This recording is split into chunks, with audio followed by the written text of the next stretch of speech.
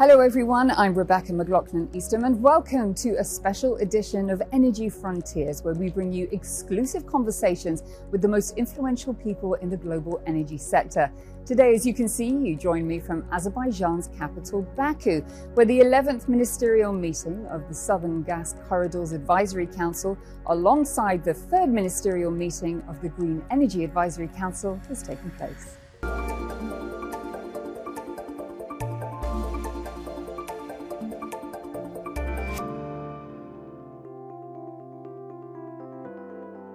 Azerbaijan is leveraging its strategic location to become not only a supplier, but a critical connector between energy-rich regions and energy-dependent markets. With its Southern Gas Corridor transporting billions of cubic meters of natural gas to 12 countries, 10 of them in Europe and 8 of them member states, the nation is also committed to supplying green energy to Europe. On the sidelines of ministerial meetings in Baku's Gulistan Palace, Azerbaijan's Energy Minister Parviz Shahbazov shed light on the country's ambition to become a regional energy hub and a reliable energy partner in turbulent geopolitical times. Minister, thank you very much for speaking to me today. Thank you very much for inviting me. Minister, let me start by asking you about Azerbaijan's plans for expanding capacity of the Southern Gas Corridor and further enhancing energy security to Europe. The Southern Gas Corridor project has been from the very beginning designed in a way that it can be expanded. Of course, we need more investment and financing.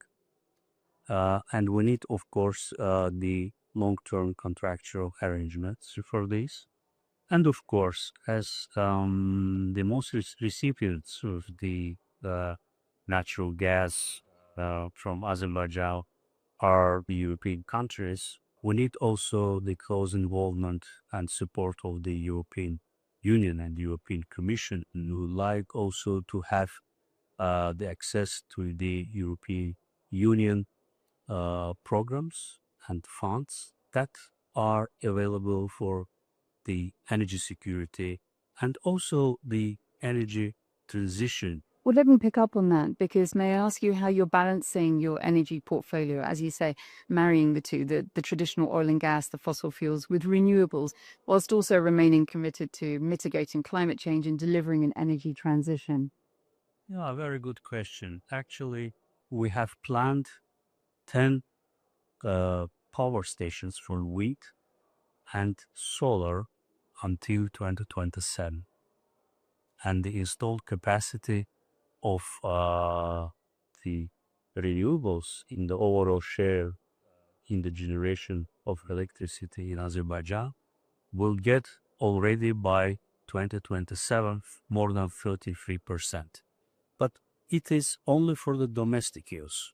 We have additional projects to export green energy to our long-standing traditional partners in Europe. Picking up on that, we can refer to the Caspian Black Sea European Green Corridor, of course. What might be a status report? How is it going? So it is Azerbaijan, Georgia, Romania, Hungary, and the European Commission has been with us all the time from the very beginning. So it is something that also should bring more energy security and energy transition to Europe.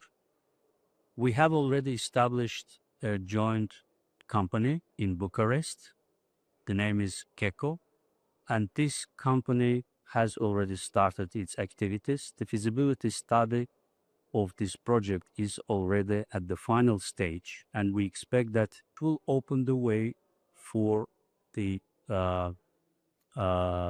taking decision on investment decision on this project and start tendering this project. You've touched upon some of the agreements, the collaborations that you have with other nations, the EU and beyond. What does the roadmap look like for partnerships beyond 2025?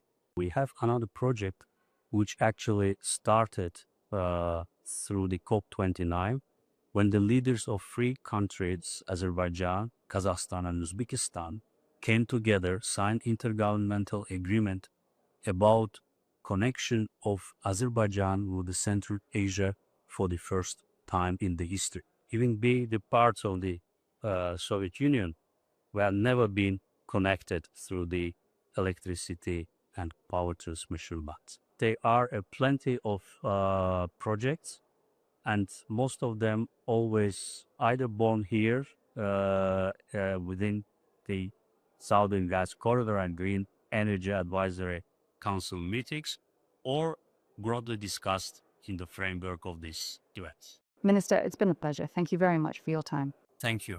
Thank you very much. I also had the opportunity to sit down with the EU's Commissioner for Energy and Housing to discuss everything from energy security to supply diversification and, of course, the all-important transition to renewables.